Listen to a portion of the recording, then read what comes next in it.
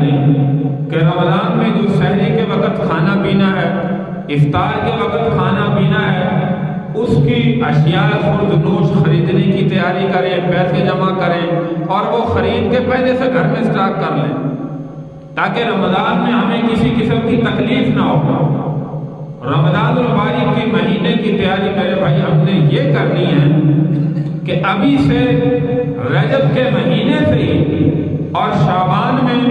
تو پیارے پیغمبر صلی اللہ علیہ وسلم جیسے امی عائشہ صدیقہ رضی اللہ تعالی عنہا کی روایت مبارکہ موجود ہے کہ اللہ کے محبوب صلی اللہ علیہ وسلم سب سے زیادہ جس مہینے میں روزے رکھتے تھے رمضان کے علاوہ وہ شعبان المعظم کا مہینہ ہوا کرتا تھا۔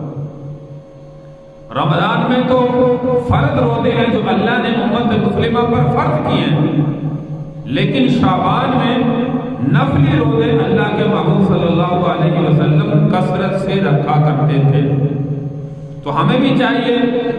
رجب شعبان سے رمضان کی تیاری شروع کر دیں، نوافل کی کثرت کر دیں، نفل روزوں کی کثرت کر دیں، قرآن کی تلاوت کی کثرت کر دیں، ذکر و اذکار کی کثرت کر دیں، اسی طرح صدقہ خیرات کی کثرت کر دیں، اسی طرح نیک اعمال کی کثرت کر دیں تاکہ رمضان المبارک کے مہینے میں ہمارا ہر عمل، ہماری ہر نیکی اللہ کے ہاں جو ہے وہ ہماری عادت بن جائے اور رمضان میں کثرت سے کرنے والے بنے۔